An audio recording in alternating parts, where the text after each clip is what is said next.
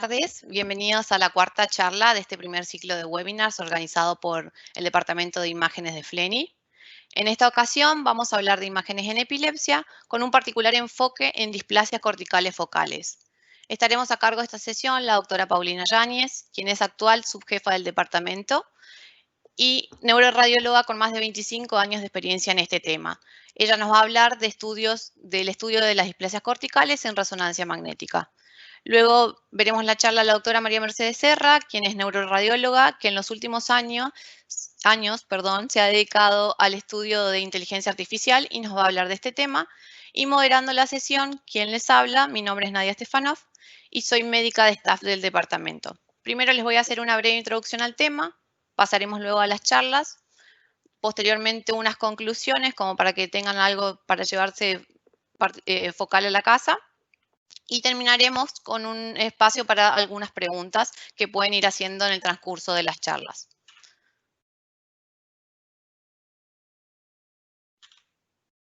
Bueno, tenemos que saber como para comenzar que las displasias corticales focales son el tipo más frecuente de malformaciones del desarrollo cortical y se caracterizan por anomalías citoarquitecturales de las 6 capas de la corteza cerebral. A su vez, las que combinan neuronas dismórficas y células balón, o sea, las de tipo 2, son las más frecuentes de este grupo. 50 millones de personas en el mundo tienen epilepsia, por lo cual esta patología es considerada un problema de salud pública. A su vez, el 30% de las mismas son refractarias al tratamiento médico. La displasia cortical focal es la causa más común de epilepsia refractaria en la población pediátrica, encontrándose en segundo lugar los tumores. Y es la tercera causa de refractariedad en los adultos, siendo la primera la esclerosis mesial temporal y la segunda los tumores como es particularmente el ganglioglioma. Tenemos que saber por esto que las imágenes cumplen un rol fundamental en el diagnóstico de esta patología, con un rédito o un éxito de diagnóstico y terapéutico del 50 al 70% después de la cirugía. Bueno, habiendo esta breve introducción, los voy a dejar ya con la doctora Paulina Yáñez, quien nos va a hablar del estudio de las imágenes, del estudio de las displasias corticales en resonancia magnética.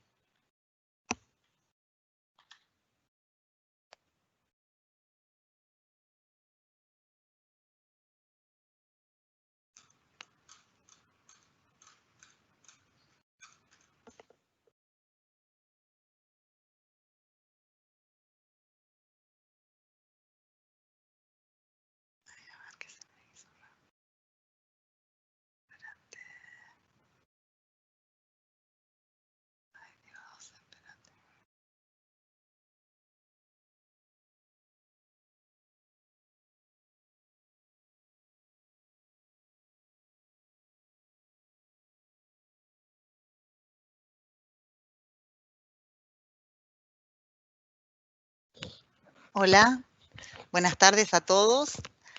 Bueno, hoy vamos a hablar y vamos a abordar el tema del estudio de las displasias corticales focales mediante resonancia magnética.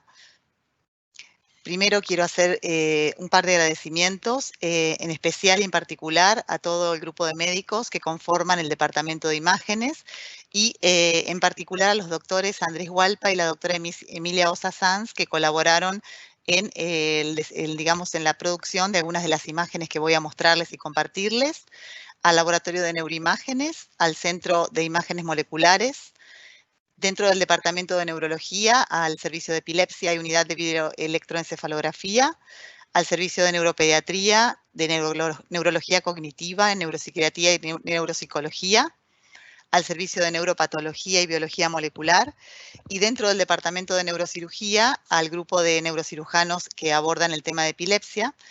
Creo que es fundamental y quiero destacar y resaltar la tarea y la labor multidisciplinaria que hacemos todos nosotros para el abordaje de estos pacientes tan complejos, tanto en el diagnóstico, en la evaluación de los mismos y también en el tratamiento y seguimiento.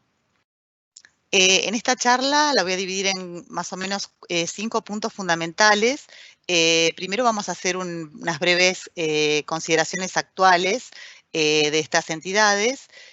Vamos a tocar brevemente el tema de la clasificación propuesta por la Liga Internacional de la Epilepsia, que fue ya descrita en el año 2011, que es la clasificación que está vigente en la actualidad, pero con algunas consideraciones y revisiones de esta clasificación. Voy a centrarme particularmente en el protocolo de estudio que utilizamos aquí en FLENI para estudiar a estos pacientes. Vamos a presentar casos clínicos que queremos compartirles, que fueron de mucho debate y de mucha, digamos, discusión para nosotros y de muchas dificultades, pero bueno, son muy interesantes, espero que les parezca así. Y bueno, y después, para finalizar, 2 palabras de técnicas avanzadas para darle después el espacio a la doctora Mercedes Serra. Respecto a las generalidades, nosotros desde el punto de vista histopatológico sabemos que las displasias corticales focales representan un espectro de malformaciones del desarrollo cortical que se caracterizan básicamente por una alteración en la laminación cortical y que pueden estar asociadas a la presencia de células anormales o no. De ahí vamos a tener una gran división, las displasias corticales tipo 1, que son las que no presentan células dismórficas o neuronas dismórficas y células balón, y las displasias corticales focales tipo 2, como dijo Nadia, que son las más frecuentes, que son las que presentan células dismórficas, es decir, neuronas dismórficas y células balón. En la actualidad, todos los reportes bibliográficos digamos, describen que las displasias corticales focales tipo 1 no presentan o no digamos, no están en conocimiento hasta el momento mutaciones genéticas asociadas y por ello existe una imperiosa necesidad de reclasificarlas.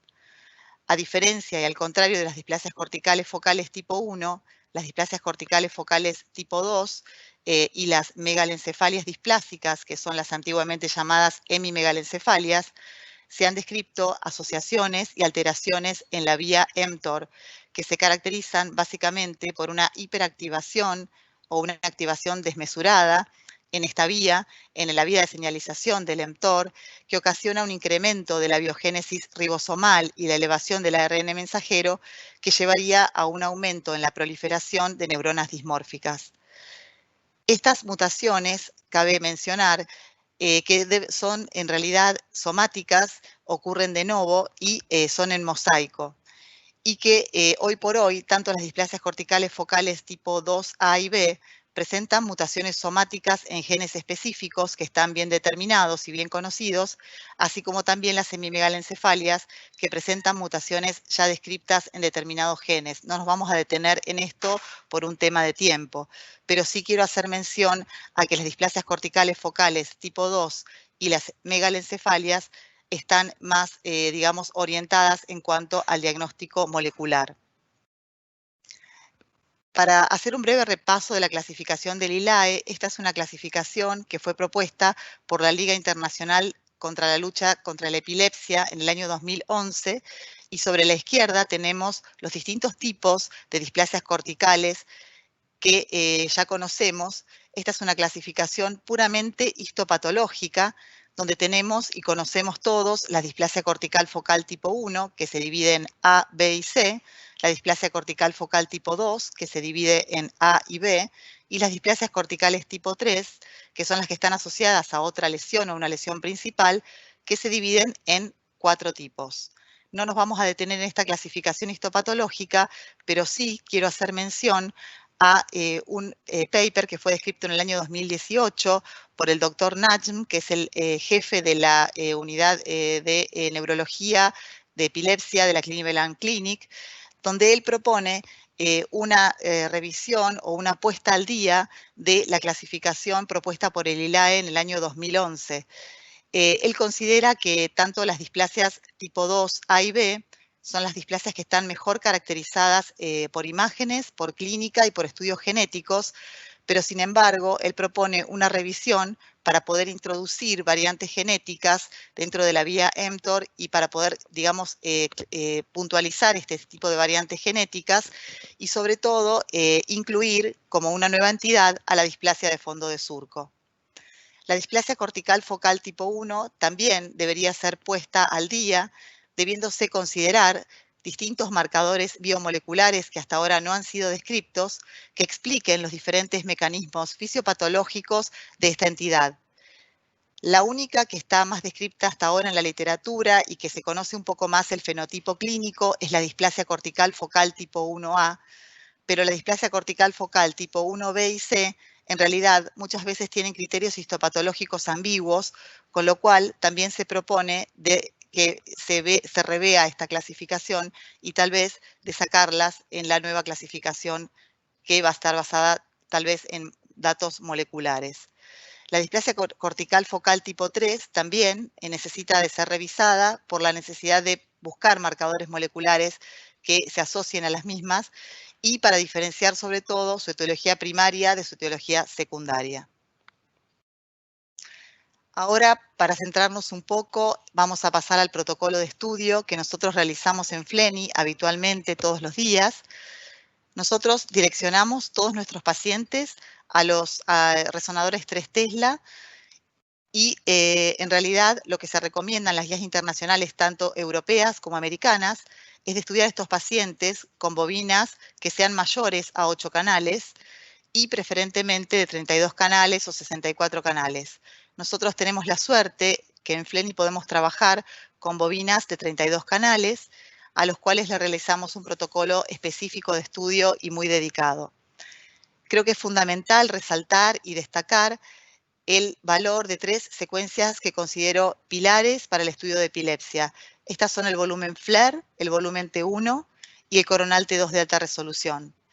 ¿Por qué estas 3 secuencias son tan importantes? Las 2 primeras, porque son secuencias que se realizan de tipo volumétricas, que presentan voxels isotrópicos y que nos permiten a nosotros el reformateo en los 3 planos con una buena resolución espacial para poder identificar estas alteraciones. La secuencia FLAIR se va a distinguir principalmente para poder ver y destacar cambios en la intensidad de señal en áreas específicas, pero sí hay que tener en cuenta y tener muy presentes que esta secuencia volumétrica FLAIR no es sensible en neonatos y en niños donde la mielinización todavía no está finalizada. Y también es muy importante destacar que esta secuencia va a tener sus dificultades a la hora de evaluar los hipocampos. Como otra secuencia pilar fundamental, destaco el volumen T1, que es fundamental para una descripción anatómica y morfológica exquisita de todas estas alteraciones estructurales, a la cual también podemos añadir nosotros una técnica de desplegamiento cortical que nos puede en muchos momentos facilitar y ayudar al diagnóstico de estas alteraciones. Y por último, destacar también la secuencia coronal T2 de alta resolución, fundamental para la evaluación de estructuras hipocámpicas, de todas las estructuras mesiales, corteza entorrinal, giro parahipocámpico y giro semilunar, así como también destacar el valor de la alta resolución debido a las matrices que utilizamos para poder evaluar detalladamente la estructura interna del hipocampo. También en el protocolo de estudio hacemos de rutina estas otras secuencias que ustedes van a ver acá en este slide, que están enumeradas. Todas son muy importantes, todas aportan. El volumen T1 se utiliza más que nada cuando nosotros estamos frente a la sospecha clínica de un tumor o de una lesión de tipo vascular. La espectroscopía resulta muy importante y nosotros la utilizamos también en casos donde tenemos lesiones displásicas que presentan morfología pseudotumoral. El tensor de difusión también, destacar su valor, pienso que fundamentalmente en evaluar la anisotropía fraccional en lesiones displásicas que a veces nos traen dudas. Y también la tractografía, principalmente en los pacientes candidatos a cirugía, para poder evaluar haces específicos que son de gran ayuda para la evaluación prequirúrgica y principalmente para el acto quirúrgico. Por último, la resonancia magnética funcional, que es fundamental en la evaluación prequirúrgica de estos pacientes para ver más que nada la relación lesional con áreas elocuentes. Acá también me voy a detener brevemente porque creo que este slide es un poco lo que resume el trabajo nuestro que hacemos diariamente con estos pacientes. Creemos que es importante que el neuroradiólogo esté entrenado en el área de estos pacientes, para ver estos pacientes o para abordar el estudio de estos pacientes. Creo que también resulta imprescindible el conocimiento de los datos clínicos y eléctricos a la hora de poder informar a un paciente de estos, porque nos va a cambiar totalmente el panorama de nuestro informe. Tener en cuenta también la población pediátrica, en particular los pacientes neonatos y menores de 2 años, ya que el cerebro no va a estar milenizado y eso a nosotros nos puede traer dificultades para ver las imágenes y muchas veces vamos a tener que reevaluar estos pacientes en varias oportunidades para ver cómo su cerebro va cambiando y si sospechamos de algún área displásica, sugerirlo en el informe y sugerir controles evolutivos, ya que esto puede ir cambiando con el correr del desarrollo del cerebro de estos chicos. Consideramos también que es fundamental la segunda lectura, ya que muchas veces en equipo las cosas se ven de otra manera y la charla interdisciplinaria también es fundamental, sobre todo la discusión de los casos clínicos complejos y no complejos en ateneos multidisciplinarios que realizamos una vez por semana. También tener en cuenta y redefinir adecuadamente un estudio cuando uno dice que una resonancia magnética es negativa, no considerarlo como tal, no considerarla como no lesional, ya que esta resonancia magnética, este paciente puede presentar una lesión de tipo de microdigenesia que no sea vista o que no sea capaz, digamos, de verla con el resonador que nosotros tenemos trabajando para nosotros. Hacer también una reevaluación diferida de los exámenes. Muchas veces estos pacientes los tenemos que volver a ver en varias oportunidades.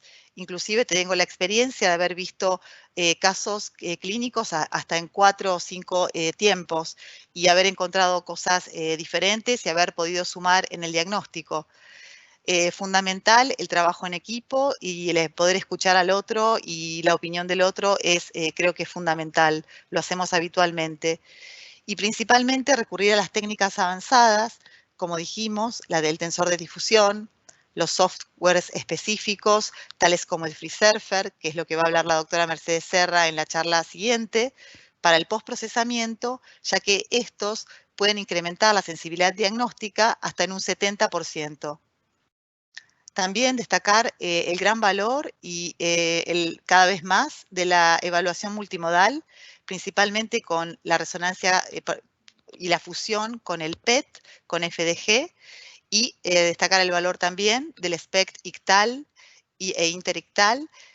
Ambos estudios van a estar indicados específicamente para pacientes con epilepsias refractarias y sobre todo en los pacientes que sean candidatos a cirugía. Ahora vamos a compartir y vamos a comenzar con los casos clínicos. Un poco yo puse casos clínicos radiológicos histopatológicos porque es así como trabajamos nosotros, trabajamos en equipo.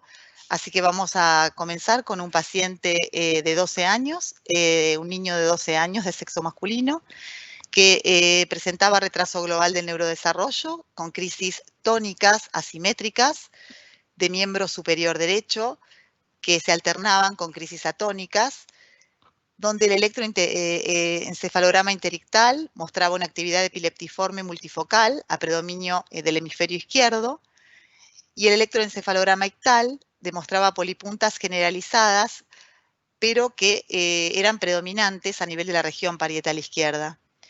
En este paciente nosotros observamos imágenes donde nos impresionaba que había una alteración o una asimetría en el patrón de plegamiento de la región frontocentral izquierda. Fíjense, lo estoy marcando con el mouse, acá con el cursor.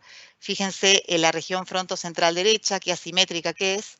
Esta asimetría del patrón de giración nos llamó poderosamente la atención y para ello fuimos a realizar reconstrucciones curvilíneas o técnicas de desplegamiento cortical, donde pudimos aseverar de que esta alteración estaba y se encontraba, y pudimos observar también un área discreta de engrosamiento cortical sobre la región precentral, que alternaba con áreas donde la corteza impresionaba estar adelgazada. Continuamos haciendo reconstrucciones curvilíneas en plano axial y sobre el corte de la derecha veíamos un área de alteración y de borramiento de la interfaz de la sustancia gris blanca a nivel de la región precentral izquierda, y esto hizo que nosotros en este paciente lo charláramos con los médicos del área de epilepsia y le sugiriéramos un probable diagnóstico de displasia cortical focal. No sabíamos si estábamos frente a una displasia cortical focal tipo 1 o tipo 2A, pero bueno, ahí luego el paciente fue tratado en ateneos multidisciplinarios, fue considerada la opción quirúrgica, fue llevado a cirugía y la anatomía patológica arrojó el resultado de una displasia cortical focal tipo 1.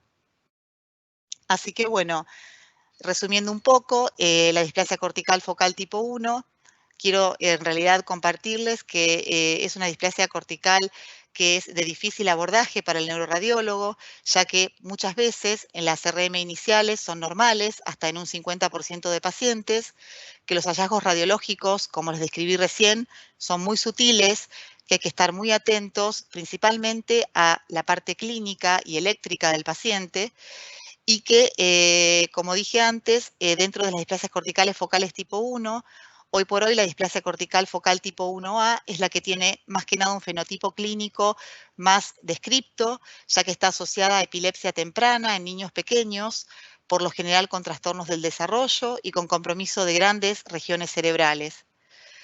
Volver a recalcar lo de la RM no lesional, es decir, que si nosotros tenemos un estudio donde no vemos lesión, pero desde el punto de vista eléctrico hay una alta sospecha de una lesión displásica o de una microdigenesia, se podría recurrir a un estudio metabólico como el PET con FDG o eventualmente a un SPECT ictal. Serían indicaciones para realizarlos y tal vez serían de suma utilidad.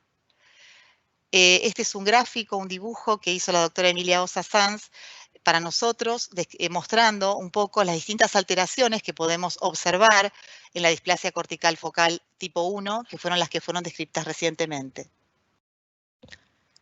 Ahora vamos a pasar a otro caso que también fue muy complejo, de muy difícil resolución para nosotros, pero bueno, tratamos de abordarlo de la mejor manera posible. Se trata de una niña de 5 años de edad que presentaba también retraso global del neurodesarrollo, con hipotonía, con un síndrome genético conocido y estudiado, una monosomía parcial del cromosoma 10, que presentaba crisis característicamente focales, motoras en el hemicuerpo derecho, comenzaban en el miembro inferior y luego ascendían hacia el miembro superior.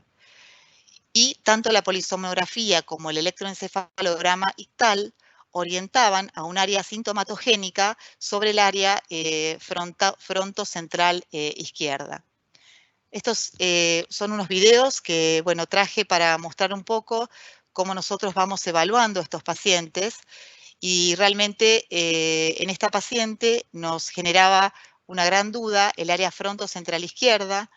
Como ustedes verán en los cortes más superiores, veíamos una asimetría en el patrón de plegamiento de la región frontocentral izquierda, que ahora se los voy a mostrar con el mouse, respecto al área del lado derecho. Esta asimetría nos llamaba poderosamente la atención, y en los cortes ampliados y digamos, aquí voy a marcar el área que nosotros nos daba más dudas, que era esta región sobre el labio posterior del giro precentral, un área de discreto borramiento de la interfaz gris-blanca que no solamente comprometía el área precentral, sino que también se extendía particularmente a toda el área posterior y el área paramedial del mismo lado. En esta paciente lo que más nos llamó la atención fue la alteración que encontramos en el tensor de difusión, y por eso quiero compartirla con ustedes. La fracción de anisotropía del lado izquierdo sobre la región del centro semioval, era importantísima la caída que veíamos de la fracción de anisotropía, y fíjense la comparación con el hemisferio contralateral, la caída franca.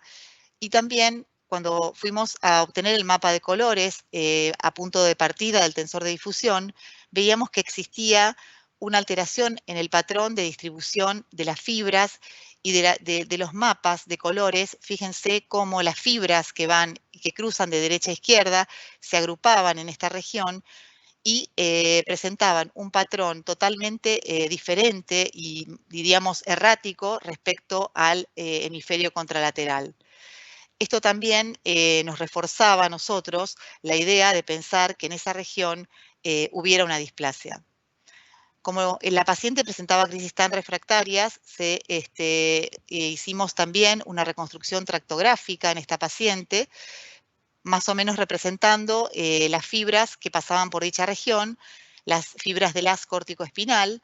Fíjense el haz córtico-espinal derecho y el haz córtico-espinal izquierdo. Estas fibras están representadas con los colores de la fracción de anisotropía. Y aquí podemos ver un haz córtico-espinal derecho con una fracción de anisotropía conservada o preservada. Y fíjense que las fibras subcorticales adyacentes al área displásica, cómo presentaban una importante caída de la fracción de anisotropía respecto a su lado homólogo contralateral. Es decir, que esto también nos reforzaba aún más la idea de que esa región fuera displásica. Aquí tenemos una vista superior. Sobre este lado vemos el hemisferio izquierdo y desde este otro lado, el lado derecho. Y aquí podemos ver también estas fibras que cruzaban de derecha a izquierda, que no es habitual verlas en esta región. Y esto también nos hacía pensar que existía una gran desorganización de las fibras. Debido a la refractariedad y a que el paciente era candidato a cirugía, se le realizó un PET con FDG con registro electroencefalográfico. Esta es un slide cedido por las doctoras Vázquez y Bérgamo, que trabajamos también en equipo con ellas, y donde se observa un área de hipometabolismo en la región frontocentral izquierda, comprometiendo también la región paramediana. Esta es la fusión de la resonancia magnética con el PET, mostrando los mismos hallazgos, y estos son los otros planos del espacio para mostrar estas alteraciones. La paciente fue operada en 2 tiempos y la anatomía patológica arrojó el diagnóstico de una displasia cortical focal tipo 2A. Luego de este paciente complejo, vamos a pasar a otro paciente.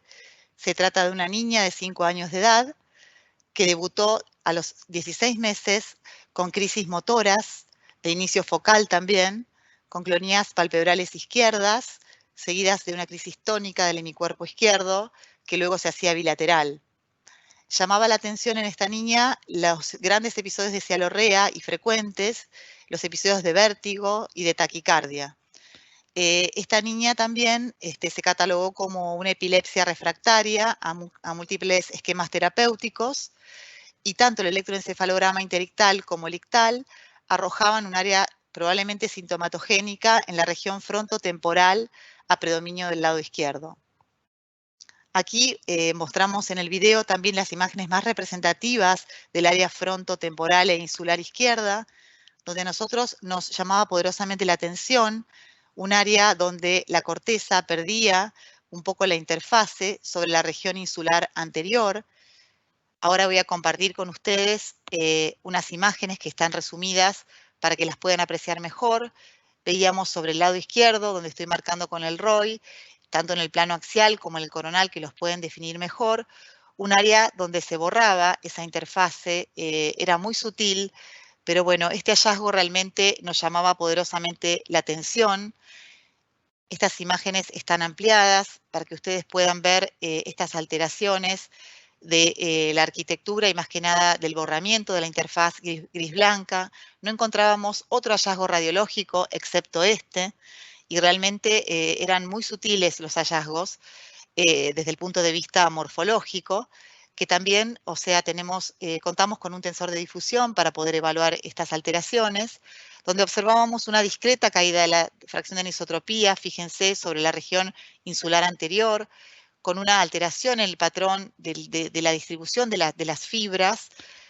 Le realizamos a esta paciente también un tensor de difusión con una reconstrucción tractográfica. Esta es una vista superior, donde vemos sobre el lado derecho el hemisferio izquierdo, y fíjense qué diferente la distribución de las fibras sobre el hemisferio afectado que sobre el hemisferio derecho sano contralateral. estudiamos particularmente con tractografía el fascículo arcuato, y cuando fuimos a tractear y a separar el fascículo arcuato, nos encontramos con un tracto que no vemos habitualmente sobre el lado izquierdo, que lo interpretamos en ese momento como un probable tracto aberrante. Debido a la refractariedad de las crisis, a esta paciente también se le realizó un PET con FDG, con registro electroencefalográfico, también imágenes cedidas por las doctoras Vázquez y Bérgamo, donde observamos una importante área de hipometabolismo que se extendía a toda la región de la punta del lóbulo temporal, a la cara mesial del lóbulo temporal, pero también comprometía la región frontoinsular izquierda. Estas son imágenes de fusión del PET con las imágenes estructurales de resonancia magnética, donde claramente podemos observar sobre el hemisferio izquierdo un área franca de hipometabolismo que se superponía bien sobre esta área de la ínsula que nosotros veíamos tan sospechosa. A esta paciente también se le realizó un SPECT ictal y un SPECT basal. En la cuarta fila de la derecha tenemos la sustracción realizada por las doctoras Vázquez del SPECT ictal menos el SPECT basal, donde había un área de hiperflujo que persistía sobre la región insular izquierda y que cumplía con criterios de foco. Y se superponía en las áreas justamente que nosotros sospechábamos del área displásica, con lo cual a través de este SPECT se pudo localizar también el área de hiperflujo y el área probablemente displásica. Entonces, estamos frente a una paciente con hallazgos estructurales y metabólicos de una probable displasia cortical en la región insular anterior izquierda. Nosotros lo informamos como una probable displasia cortical focal tipo 2, tipo 2A o 2B dudábamos, y el estudio y el resultado de la anatomía patológica arrojó una displasia cortical focal tipo 2B. La paciente está con buen control de crisis, luego de 2 intervenciones terapéuticas, así que bueno, esta paciente tuvo buena evolución. Y bueno, ahora vamos a pasar a otro paciente, que es un paciente de 31 años de edad, de sexo masculino, que comenzó con crisis focales tónico-clónicas generalizadas con compromiso de conciencia, donde el electroencefalograma ictal no podía lateralizar adecuadamente el inicio de las crisis, pero nosotros veíamos sí una imagen clara en la resonancia magnética. Estas son técnicas de inversión que las realizamos con T2 y con T1, donde veíamos una imagen que se proyectaba y que se dirigía desde la región cortical hacia la superficie del ventrículo, hacia la superficie ependimaria, en forma de embudo. Fíjense, esta es la secuencia FLAIR en coronal, donde podemos ver esta área de alteración de la estructura cortical que presenta una tenue hiperseñal en T2, como la representación de una displasia de fondo de surco con la presencia de células balón que se extienden desde la región cortical hasta la superficie ependimaria. Debido a la localización de la lesión estaba localizada en el área preferentemente adyacente al área de Broca y la paciente era diestra. La paciente también fue propuesta como candidata a cirugía. Se le realizó una resonancia magnética funcional prequirúrgica con paradigma de lenguaje. En el paradigma de fluencia verbal podemos observar el vínculo o la relación de la activación del área de Broca, que la vemos aquí en color rojo, justo inmediatamente por delante del área displásica, y en el plano sagital, aquí en el paradigma de comprensión, fíjense el área de Broca acá adelante, y la relación del área de Broca con la lesión. También a través del paradigma de comprensión pudimos observar que la paciente presentaba una dominancia izquierda para el paradigma de comprensión del lenguaje. Esta paciente también fue operada y el resultado anatomopatológico arrojó una displasia cortical focal tipo 2B. Estas displasias corticales focales de fondo de surco son características por las imágenes. En algún aspecto son más fáciles de abordar para los neuroradiólogos debido a la presencia de células balón. Inmediatamente posterior a recibir esta paciente que presentaba esta displasia de fondo de surco en el hemisferio izquierdo, al poco tiempo recibimos otra paciente con similares características, con una displasia de fondo de surco de forma, digamos, especular en el otro hemisferio. Aquí tenemos la representación también de las células balón que se dirigen hasta la superficie ependimaria del ventrículo, y en esta técnica de desplegamiento cortical podemos valorarla y apreciarla mejor. Fíjense, esta es la clara definición de una displasia de fondo de surco con la presencia del trasmanto cortical y las células balón que se agrupan y se llegan hasta el ventrículo. Entonces, para resumir brevemente, las displasias corticales focales tipo 2 son displasias tanto las A como las B, que presentan hallazgos clínicos, genéticos y de localización compartidos en común, y que muchos autores hoy por hoy las consideran que deberían incluirse o agruparse dentro de un mismo espectro de enfermedad. Pero sí sería importante incluir ahora en la nueva clasificación esta displasia de fondo de surco, que es una displasia que característicamente va a presentar una histología particular, ya que va a presentar células balón, una localización en especial porque va a comprometer solamente el fondo de surco. Desde el punto de vista eléctrico van a presentar una epileptogenicidad in situ, y en la resonancia magnética van a presentar ese aumento de señal tan característico que nos va a ayudar a los radiólogos a detectarla, y también considerar que el outcome de estos pacientes o el resultado posquirúrgico es excelente. También quiero comentar y hacer mención a las hemimegalencephalias, o actualmente llamadas megalencefalias displásicas. Estas alteraciones también se las consideran dentro de las displasias corticales tipo 2. Son alteraciones que muchas veces las podemos ver, como en este caso en particular de este paciente, donde el diagnóstico fue realizado prenatalmente por una ecografía prenatal, donde tenemos una alteración importantísima sobre el lóbulo frontal izquierdo. Fíjense, un área displásica muy importante que también compromete toda la región perisilviana homolateral, con alteraciones de la sustancia blanca adyacente, que a nosotros, en general, los radiólogos, este tipo de lesiones no nos dan tantas dificultades porque las lesiones son bastante claras de poder observar y de poder detallar desde el punto de vista radiológico. Pero bueno, como hoy por hoy en la literatura y todos describen que las hemimegalencephalias pueden tener espectros y patrones, inclusive también gradientes en las imágenes, quiero compartir con ustedes otro paciente que recibimos hace un par de años, un señor de 33 años que debutó con crisis parciales complejas, con ruptura de contacto y generalización secundaria, donde tanto el electroencefalograma interictal y el ictal orientaban hacia un foco temporal derecho, y el PET orientaba hacia un área de hipometabolismo temporal y parietales derechos.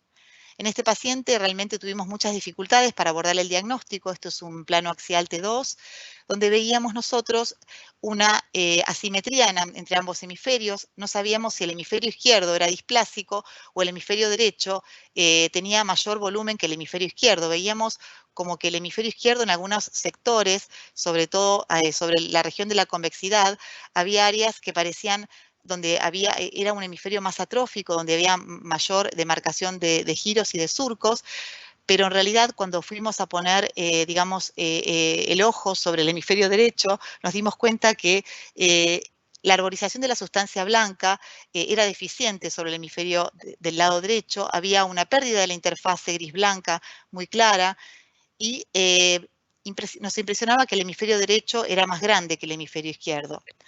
A este paciente le realizamos una técnica de tensor de difusión, lo llamamos de vuelta, vino, se hizo el estudio y vimos que sobre el hemisferio derecho veíamos mayor cantidad de número de fibras, veíamos un cuerpo calloso también engrosado con mayor anisotropía y mayor número de fibras sobre el lado derecho, veíamos una alteración del patrón de la distribución de las fibras, y veíamos como un fascículo arcuato representado en esta región que tenía mayor volumen que el del lado izquierdo. Inclusive también las fibras parieto-occipitales del lado izquierdo presentaban mayor volumen que el lado izquierdo.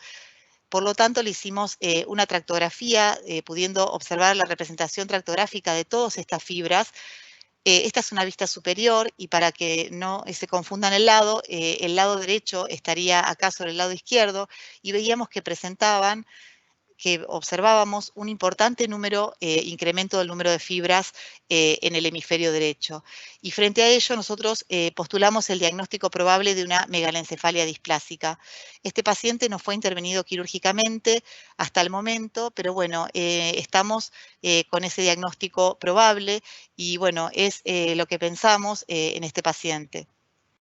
Pero también quiero compartirles otro paciente, una niña de 3 años que debutó bueno, ella nace y se empieza a notar un retraso global del neurodesarrollo, con un lenguaje pobre y ausente, con una hemiparesia derecha, con crisis que eran variables, algunas de giro ocular a derecha, otras eran clonías rítmicas y otras alternando con crisis de ruptura de contacto.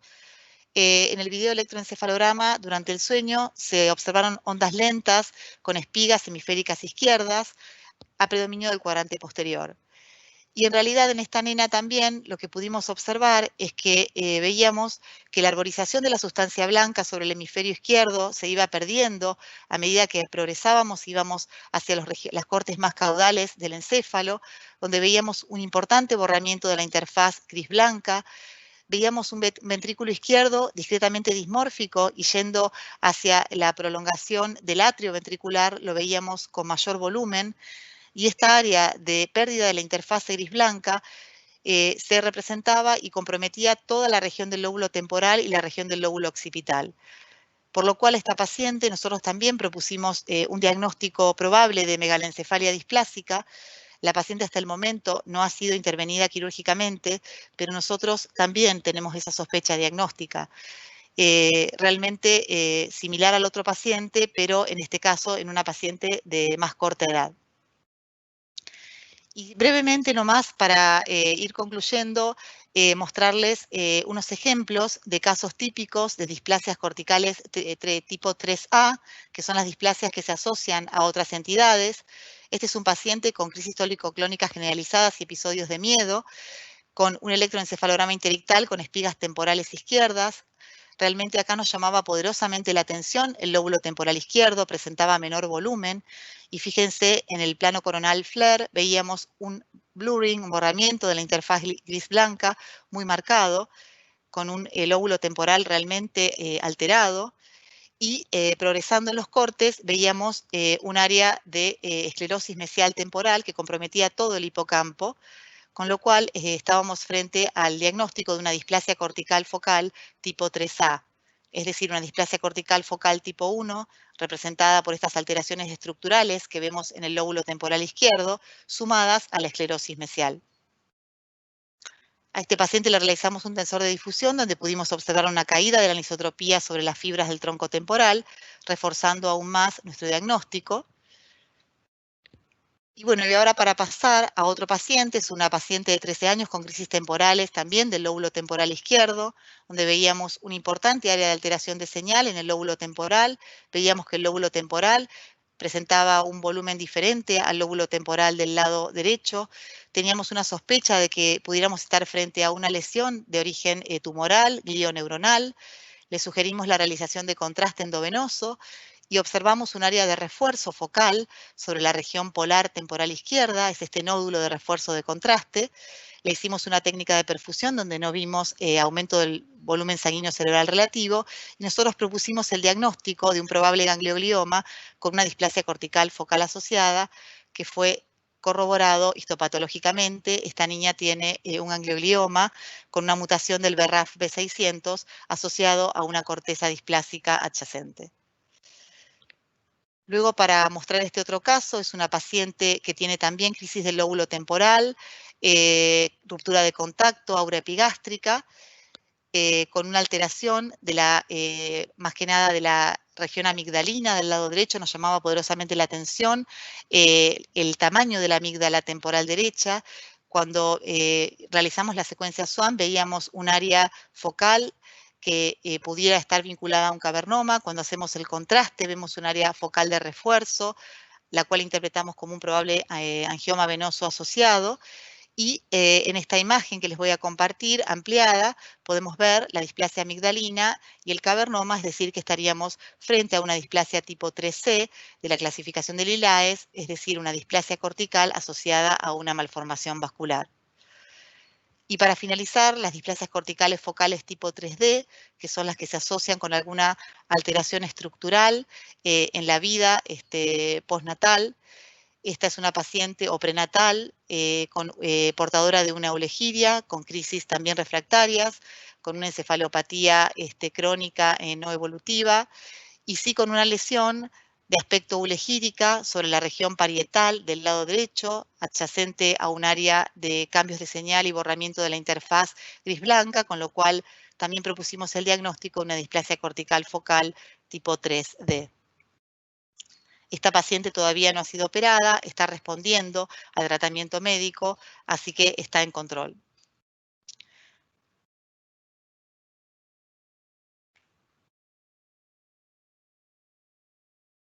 Y para hacer un breve repaso nomás de las displasias corticales focales tipo 3, solamente quiero detenerme y proponer, o sea, digamos, repasar que la displasia tipo 3A es la que compromete el lóbulo temporal, que la esclerosis hipocampal va a estar asociada a un área displásica que debe comprometer al lóbulo temporal, que su etiopatogenia en la actualidad está discutida, y que la displasia tipo 3B, que es la que está asociada a un tumor, hoy por hoy se replantea que debiera ser considerada solamente este tipo de displasia cuando esté asociada a algún tumor de tipo congénito glioneuronal.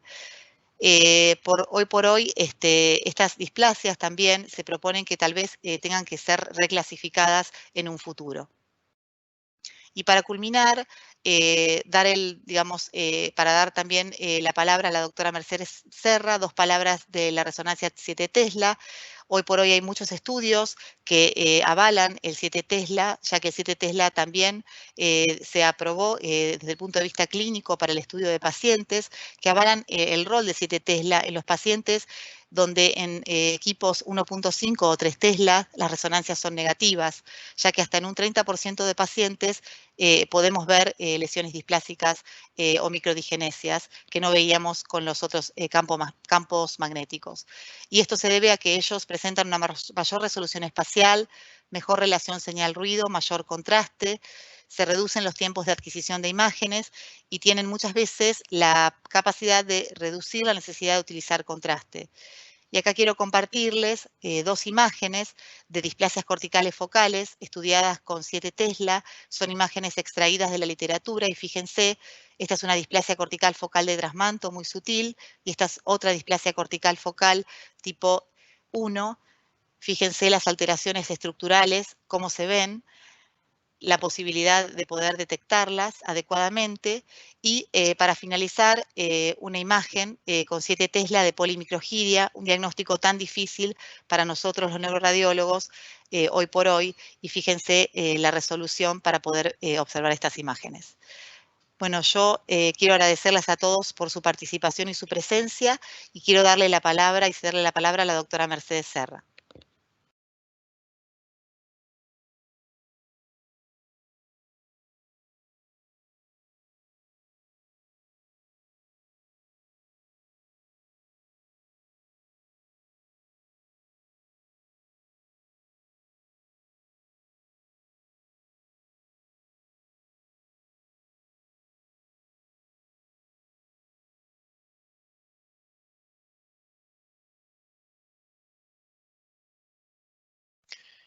Micrófono, Mechi.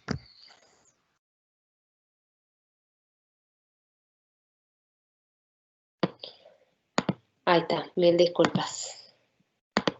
Buenas tardes, mi nombre es Mercedes Serra. La idea para esta segunda parte es presentar brevemente lo que son las técnicas que están en desarrollo hoy en día buscando asistir al radiólogo en la búsqueda de las displasias, como comentaba Paulina y antes Nadia, por la dificultad para detectar estas lesiones, ¿no?, en la práctica.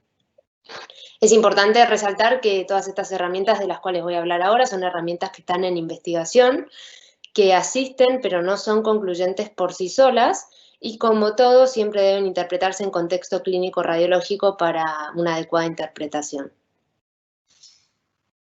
Primero vamos a hablar de lo que son los métodos automatizados. Estos son los software clásicos. Aquí los pasos están detallados, todos por el programador.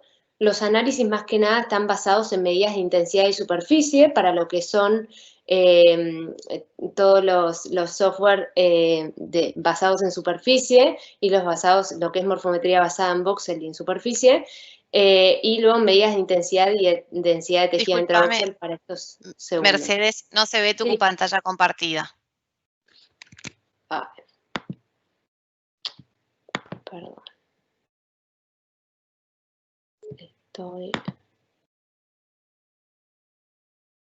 Ahí está. Mil disculpas. Esto voy a cerrar.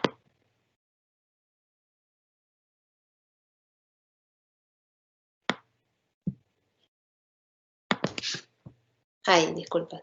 Esto es lo primero que les decía, que todas estas herramientas están en investigación, deben interpretarse en contexto clínico radiológico. Y ahora ya pasando a lo que son los distintos software, primero vamos a hablar de lo que son los métodos automatizados. Estos son software que tienen los pasos bien detallados por el programador para poder trabajar.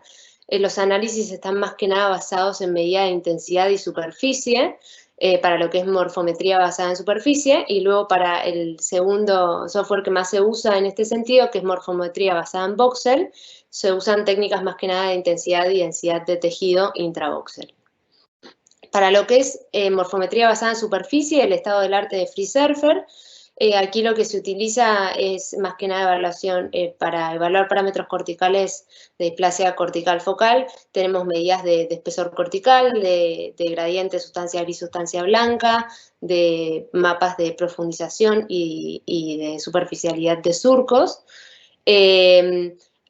Estos software más que nada lo que hacen es con medidas de intensidad y de contraste logran delimitar bien la superficie que separa la corteza de la sustancia blanca y la corteza del líquido cefalorraquídeo, y con estas dos capas que cubren toda la corteza como un manto vamos a poder tomar medidas numéricas de forma objetiva.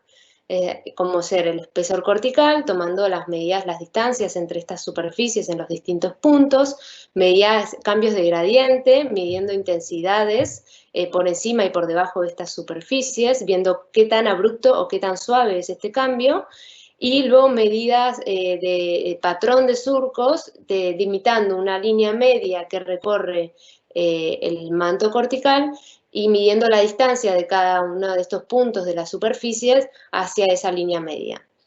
Con toda esta información y con las superficies que tenemos generadas, que nos van a permitir generar reconstrucciones 3D, vamos a poder ver reflejadas estas medidas en distintos mapas de colores que se pueden elegir, donde vamos a poder ver todos estos valores numéricos representados en escala de colores para facilitar la lectura. Aquí tenemos, por ejemplo, un caso con una displasia cortical focal tipo 2 en la región precentral izquierda, donde podemos ver el rótulo. Nosotros acá marcamos el rótulo voxel a voxel para poder ver la displasia, la localización de la displasia reflejada en esta superficie inflada, que nos permite ver bien toda la información de los surcos y los giros. Y acá tenemos los tres mapas. El mapa de espesor cortical, donde podemos ver la región central, y esto es muy importante, la región precentral, como sabemos anatómicamente, en general tiene una corteza prolijamente más fina que el resto del cerebro, que acá lo vemos en la escala de azules, ven, por lo bajo tenemos la corteza más fina, y en este caso del lado patológico teníamos una corteza más gruesa que el lado contralateral, con una desorganización de esta estructura que en general se ve en la región precentral con corteza más adelgazada. Este aumento de grosor teníamos por un lado, que lo vemos más en la escala de verdes, luego lo más grueso se vería en rojo. Luego tenemos, este es el mapa de gradientes, donde podemos ver las áreas con un contraste más abrupto en los colores más rojos, y en los colores azules tenemos las áreas de contraste más bajo, es decir, un gradiente más gradual de cambio de corteza a sustancia blanca. Es lo que nosotros homologaríamos con lo que es el borramiento de la interfaz. Lo podemos ver en esta región, en el tono de azules, como una disminución de contraste, es una cuantificación de eso. Y luego en el mapa de surcos podemos ver algo más profundos los surcos en esta región y una cierta interrupción, que por sí solo este dato por ahí no es tan significativo, complementario a los otros mapas se vuelve más significativo. Luego, para ver lo que es morfometría basada en voxel, aquí les presento un ejemplo. Están distintos algoritmos que trabajados en el software SPM, que lo que permiten es, el análisis aquí se basa mucho más en lo que es voxel a voxel, la concentración de tejido que hay, que se da en medidas de intensidad, y el valor se da más que nada cuando se logra comparar voxel a voxel del paciente con lo que es un grupo normativo que tiene que estar bien seleccionado, obviamente corregistrado prolijamente. Estos algoritmos de SPM lo que nos permiten generar es, acá lo que tenemos concretamente se generan primero unos mapas binarios de la concentración de sustancia gris que hay voxel a voxel en ese paciente. Se compara con la base normativa y se obtienen estas imágenes de desviación respecto a la media de la base normativa de sustancia gris. Entonces, lo que vemos brillante son áreas donde hay más sustancia gris que lo que suele haber en la población normal. Todo el resto es la distribución normal que vemos de sustancia gris, y el área brillante nos muestra que allí hay más sustancia gris de lo que debería haber en esa localización. Luego, en este otro mapa, lo que vemos es un mapa de interfaz, es lo mismo, se genera una reconstrucción binaria también, donde lo que se buscan son acá ver representados los voxeles que tienen una intensidad intermedia entre sustancia gris y sustancia blanca, que son los voxeles que veríamos en las zonas de la interfaz. Ahora vemos cuánto se extienden esos voxeles de zona de interfaz y versus la población normal nos resaltan las áreas donde hay más zona de intensidad intermedia que lo que debería haber en la población normal. Ya en esta localización deberíamos ver intensidad de sustancia blanca y no intensidad de interfaz, digamos. Ya ahora saliendo de lo que es el software convencional y pasando a las técnicas de Machine Learning, acá la clave del cambio es que los algoritmos, en vez de detallar paso a paso lo que debe hacer el software, aquí los algoritmos son de aprendizaje. Y yo lo que le doy al sistema es un input y un output dándole un montón de ejemplos, en este caso pueden ser resonancias enteras o parches de áreas corticales, de zonas que tengan displasia y zonas que no tengan displasia. En el caso de las técnicas de Machine Learning más tradicionales, los algoritmos clásicos y métodos supervisados, yo hasta le puedo indicar los factores descriptivos, le puedo dar el resultado de los métodos automatizados que vimos en los slides previos. Entonces yo le digo, en estos voxeles que son displásicos, fíjate cuál es el espesor cortical y cuál es el gradiente de sustancia gris y sustancia blanca. Y en estos otros voxeles que no son displásicos, fíjate lo mismo y trata de encontrar un patrón. Entonces de repente empieza a encontrar, esto es una simplificación, de repente empieza a encontrar que en las áreas displásicas la corteza es más gruesa y tiene menos contraste. Y en las áreas no displásicas la corteza tiene más contraste con la sustancia blanca y es más fina. Entonces, cuando yo ya le doy un nuevo caso y le paso los procesos de FreeSurfer, es capaz de encontrar de repente dónde está el área displásica. Aclaro de nuevo, esto es una simplificación total de lo que son estos métodos. En general, los algoritmos de Machine Learning que tienen buenos resultados en estas áreas trabajan con un montón de factores descriptivos de input. Se toman imágenes de resonancia magnética, se analizan con estos métodos automatizados muchas veces, se obtienen los resultados de todos los parámetros de espesor cortical, de contraste de sustancia gris y sustancia blanca, de curvatura, de profundidad de surcos. Se toman en general también la imagen FLIR, muchas veces las imágenes de medicina nuclear. Todo esto se correlaciona, lleva un trabajo muy minucioso y muy artesanal.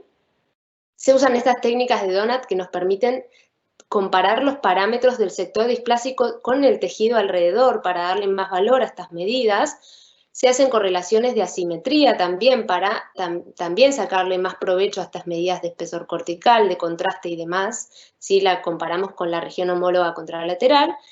Todo esto debe normalizarse intrasujeto y entre sujetos para poder hacerlo comparable. Y recién ahí se pasa a entrenar con todos estos inputs a los algoritmos de Machine Learning que van a tomar todas estas entradas que le di información, las van a asociar de distinta forma y con estos dos grupos que yo le pedí diferenciar entre displasia y no displasia, le van a ir dando distintos pesos, a medida que entrenen, le van a dar distintos pesos a estas asociaciones, encontrando cuáles le fueron más productivas para diferenciar estos dos grupos que yo le pedí. Así, cuando viene un nuevo caso, lo puede diferenciar. El gran tema con estos algoritmos de Machine Learning, es que requieren toda esta ingeniería muy compleja, tanto para cada caso que voy a usar para entrenar, como para el caso nuevo que le voy a querer dar para interpretar. Entonces, realmente es muy, muy trabajoso, va en el área de investigación, es muy difícil aplicarlo en la práctica clínica. En general, los resultados, tanto de los métodos automatizados como de estos métodos de Machine Learning, rondan alrededor de lo que les comentaba Paulina, de un 70% de sensibilidad y especificidad. Bien, ahora ya pasando a lo que son las técnicas de Deep Learning, aquí lo que tiene de bueno es, hoy en día esto es el estado del arte para todo lo que es visión computacional, para tareas de clasificación y segmentación de imágenes. Lo que tiene bueno acá es que permite trabajar con muchas capas, con muchos factores descriptivos y filtros, pero el sistema va a definir cuáles le son más útiles. Esto es bueno y es peligroso. Ahora vamos a ver un poco qué cosas hay que tener en cuenta. Admite input de datos menos estructurados, entonces no requiere esa ingeniería tan compleja que veíamos recién en las técnicas de Machine Learning. Cosas importantes para definir nosotros mismos en qué podemos contribuir como radiólogos, en pensar cómo entrenar bien este tipo de algoritmos. Es importante, como el sistema va a definir cuáles son los criterios que va a usar para dividir estos grupos, nosotros tenemos que ser muy, muy rigurosos en qué grupos le damos para entrenar y explicarle lo que es una displasia. Entonces, es importante que los criterios de inclusión sean muy prolijos para el entrenamiento. Si yo tengo todas las displasias estudiadas en mi centro, en el 3 Tesla, y en el momento que quiero entrenar el algoritmo encuentro casos normales solo de 1.5, es muy peligroso eso porque probablemente el algoritmo aprenda a diferenciar 1.5 de 3 Tesla. Después, teniendo en cuenta que en general de displasia hay pocos casos y que las lesiones son muy focales, si yo le doy un cerebro entero y le digo, todo este cerebro, en algún lado hay una displasia y tengo 15 casos de displasia, va a ser como buscar una aguja en un pajal y probablemente encuentre algún otro motivo por el cual diferenciar estos 15 casos de otros 15 casos normales que le di. Entonces, en general, mismo incluir displasias tipo 3 sería algo muy peligroso porque probablemente aprenda a diferenciar el tumor asociado más que la displasia, que era un hallazgo muy sutil. Son varias cosas que hay que pensar y tener en cuenta cuando se entrena este tipo de algoritmos. Otra cosa que voy a tener que definir entonces van a ser mis técnicas de labeling, ¿sí? Si yo voy a rotular voxel a voxel, cuál es el área displásica, si tengo pocos casos, probablemente me convenga hacer eso para explotar lo más que pueda el entrenamiento con esa imagen, o si tengo muchos casos, por ahí se puede recurrir a métodos de labeling más rápidos, como marcar ROIs en los 3 planos e indicar cuál era el área, pero todo va a depender de la cantidad de casos que tenga, que en general en displasias obviamente no es algo que sobre. Luego para poder explotar al máximo los datos que tengamos, hay que ver también todo lo que son las técnicas de data augmentation, aumento de datos, que muchas veces, aquí hay que tener cuidado, muchas veces se usan cambios de contraste, cambio de resolución, que en displasias podría ser algo peligroso. Entonces, por ahí, acá lo que se puede hacer, acá vemos en este trabajo de Wang y colaboradores, que ellos toman en un volumen entero, en cada corte axial de ese volumen, toman todos los parches de la corteza en las distintas áreas, van a tener áreas de corteza displásicas y áreas que no son displásicas, y luego toman, para cada corte axial, vuelven a tomar todos los mismos cortes, el mismo tamaño, pero a otra altura. Y con esto hacen data augmentation. Otra estrategia podría ser, en este caso, tomar todos estos parches en el sentido axial y luego, como nosotros sabemos que a veces cuando vemos es más productivo verlos en los distintos cortes, podríamos tomar estos parches en coronal, tomarlos en sagital y así aumentar los datos que tenemos para entrenar. Y luego hay que ver también lo que son, una vez que se entrena la red y se logran resultados, las técnicas de postprocesamiento para visualizar los resultados más significativos. En este caso, en este paper, por ejemplo, si les da una predicción alta en un parche, solo lo toman como positivo si además los parches vecinos también dan una predicción alta, al igual que el parche central. Si no, lo toman como probable ruido. Son todas cosas que se van viendo. Aquí, por ejemplo, vemos cómo eligen ellos, tienen esta región displásica, todos los parches que se generaron en el área, vemos el nivel de predicción para displasia en cada sector y vemos que realmente coinciden en el sector displásico y ellos luego eligen mostrar cada uno de los parches positivos, los representan en la superficie inflada generada por FreeSurfer y con esto ven si machea con el gold standard definido por el radiólogo, tanto para definir sensibilidad y especificidad de su método, como para definir el DICE, que son las técnicas que se usan para indicar qué tan adecuada fue la segmentación total, ¿no?, de esa displasia, que el 1 es el máximo, un 0,78 para una lesión focal es un valor bastante bueno, más para displasia. Ellos en este método tuvieron una precisión de 0,88, lo cual ya aumenta respecto a lo que son las técnicas de Machine Learning y los métodos convencionales. Y ya cerrando, este último paper también me pareció muy interesante. Este grupo es Gili colaboradores, pero es el grupo de Bernasconi en Canadá que trabajan mucho con todos estos métodos para detectar displasias. Ellos acá lo que hicieron, usaron como input tanto imágenes T1 como T2, los parches que generaron los tomaron como un volumen entero, cúbico, y generan dos redes neuronales, entrenan, una en la cual priorizan la sensibilidad y una segunda en la cual tratan de limpiar la mayor parte los falsos positivos. Entonces generan estos mapas de probabilidad y mapas de incertidumbre. Y se estudia voxel a voxel cuál es la probabilidad de displasia en cada voxel. Acá lo que podemos ver es un área con alta probabilidad y baja incertidumbre, donde nos muestran que esta es un área probablemente displásica, y un área con una probabilidad media, pero una incertidumbre del mismo nivel, donde probablemente se vea un falso positivo. Y acá lo mismo en el segundo paciente, vemos un área con probabilidad alta, incertidumbre baja, probablemente displásica, y un área con probabilidad e incertidumbre intermedia caracterizada como un falso positivo. Ellos lo que tienen de muy interesante también en este paper es que lograron que 9 centros participen con distintos equipos. Esto es muy importante porque también nos habla de cómo vamos a poder extrapolar los datos y los resultados de esta red, porque para lo que yo la entreno es para lo que puedo usar y para lo que puedo decir que está validada. Entonces, aquí tuvieron también datos de displasia de todos estos centros, controles de todos los mismos centros, también muy importante, y separaron también los que habían sido inicialmente resonancias diagnosticadas como negativas, que luego sí, retrospectivamente, cuando se confirmó que había displasia en cirugía, se volvieron a ver y se encontró la displasia. Entonces separaron los resultados respecto a la detección de displasias global, con una sensibilidad del 87%, y cuando iban al grupo particular donde la resonancia inicial se había informado como negativa, tenían una sensibilidad del 76%. A modo de conclusión, entonces, sé que fue un montón de información, traté de pasarla lo más resumida posible.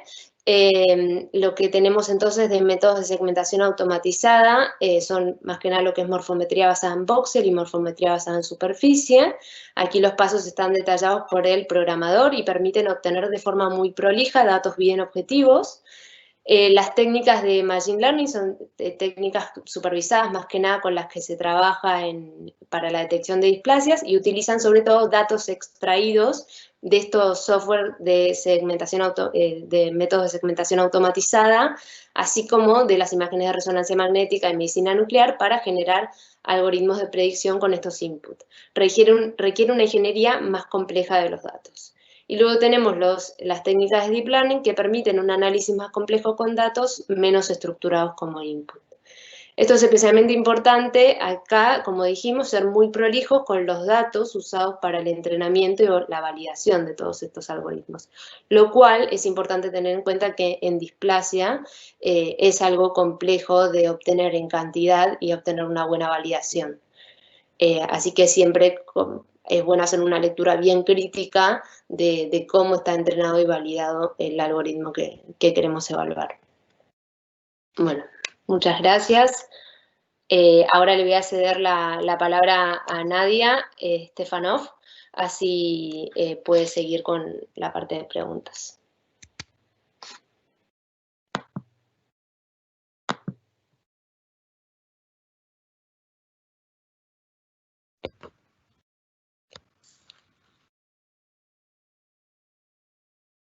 No sé si ven ahí mi pantalla. Ahí. No todavía.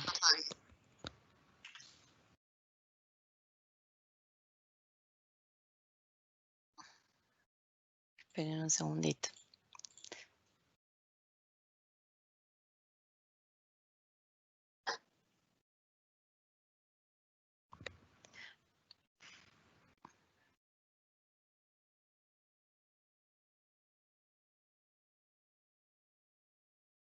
¿Ahora? Sí. Bueno, perfecto. Bueno, primero muchas gracias a ambas por sus excelentes presentaciones. Y ahora, como para ir finalizando el webinar, quiero destacar algunos conceptos importantes que nos gustaría a las tres que se llevaran a casa.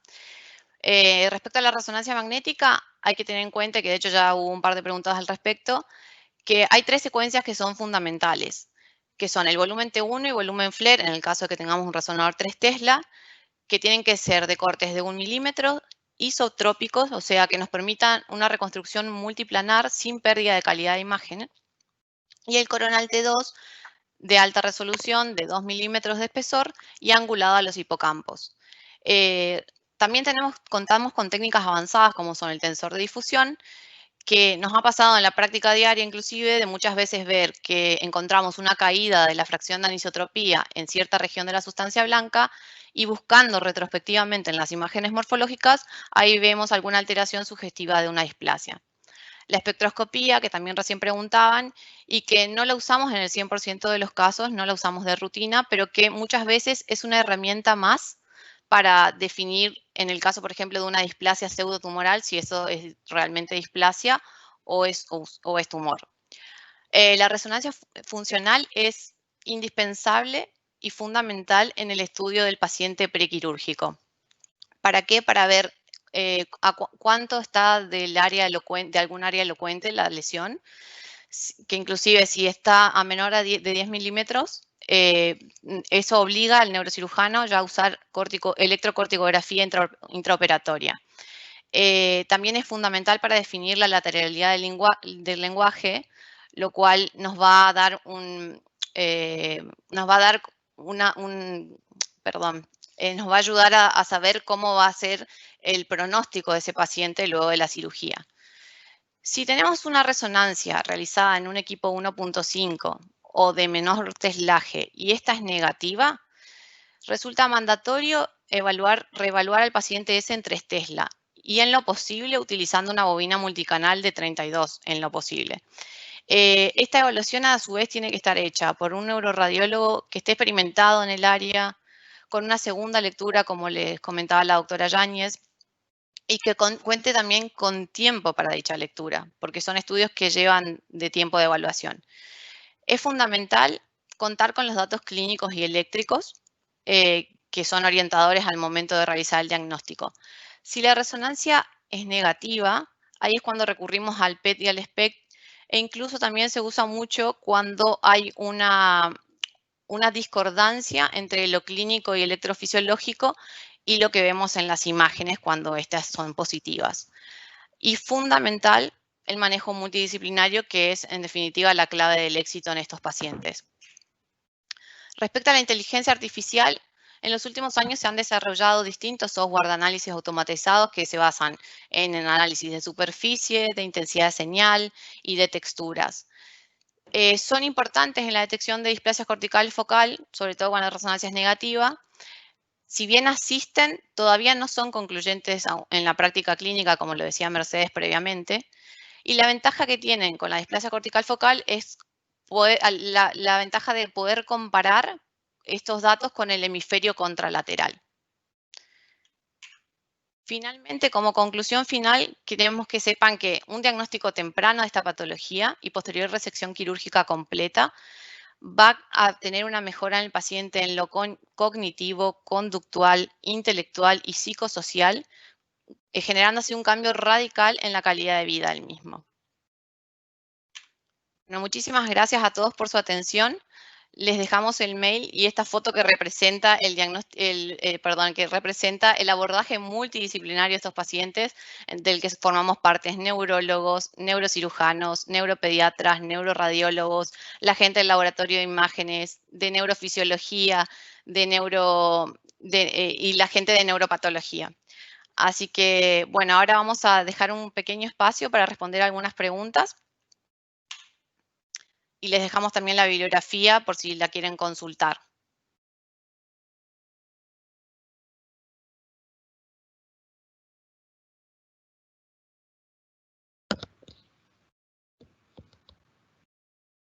Bueno, ya tenemos algunas preguntas acá, así que voy a dejar de compartir mi pantalla. Bueno, dicen obviamente muy excelente presentación, les agradecen mucho a las dos. Acá hay una pregunta que va dirigida para la doctora Yáñez y dice, ¿qué combinación de secuencias convencionales y avanzadas aconsejaría utilizar para diferenciar displasias corticales de tumores de bajo grado? Bueno, es una buena pregunta. Nosotros tenemos un protocolo ya predeterminado, pero creo que está bien la pregunta porque qué combinación de secuencias usaríamos. Y está bien porque una cosa es estudiar una epilepsia sin pensar en un tumor y otra cosa es pensar también en un tumor. Yo creo que las secuencias volumétricas hoy las usamos en ambos protocolos compartidos, tanto la secuencia volumétrica FLAIR como la secuencia volumétrica T1. Pre y post contraste, creo que si sospecháramos un tumor, obviamente adicionaría el contraste y a punto de partida de eso, el tensor de difusión para ver cómo están las fibras, la espectroscopía también, fundamental, y tal vez la perfusión también sumaría en este caso, haría una perfusión con técnica de arterial Spain labeling para ver un poco el flujo sanguíneo y también una perfusión dinámica para ver el volumen sanguíneo cerebral relativo. Creo que un estudio completo que llevaría un tiempo de análisis de examen, pero bueno, sería fundamental. Bueno, muchísimas gracias. Acá hay otra pregunta. Si estas displasias corticales empiezan con sintomatología en la niñez o debutan también en la adolescencia y adultez. No, bueno, a veces es variable la edad de inicio de comienzo. Muchas habitualmente comienzan en la niñez, como dije, las tipo 1A o las tipo 2, algunas comienzan en la niñez, pero también hay algunas displasias que comienzan en la adolescencia y hemos tenido casos de displasias corticales focales con debut en etapa adulta, que es menos frecuente, pero también hemos tenido casos en etapa adulta. Bueno, y vamos a ir a la última pregunta, pues estamos medios pasados de tiempo. Para la doctora Serra, si para obtener un grupo de datos con buena sensibilidad, es posible entrenar el modelo con diferentes secuencias, T1, FLAIR, y cómo se puede definir la jerarquía de los hallazgos. Sí, eso, como les mostraba en el último slide, tanto en Machine Learning como en Deep Learning se pueden usar múltiples entradas. Se puede usar T1, FLAIR, mismo si se quisiera sumar imágenes de medicina nuclear, también se puede hacer. Y definir la jerarquía de los datos en general cuando ya se va entrenando, se ven los puntos de corte óptimo y si fue mejor el T1, si fue mejor el FLAIR, si fue mejor la medicina nuclear, también el sistema, los resultados que se vayan viendo va a ayudar a priorizar y a marcar el punto de corte que mejor nos permita diferenciar ambos grupos, displasia versus no displasia. Bueno, muchísimas gracias. Bueno, gracias a todos por su atención y su participación y los vemos el mes que viene para neurocognitivo. Chao, hasta luego.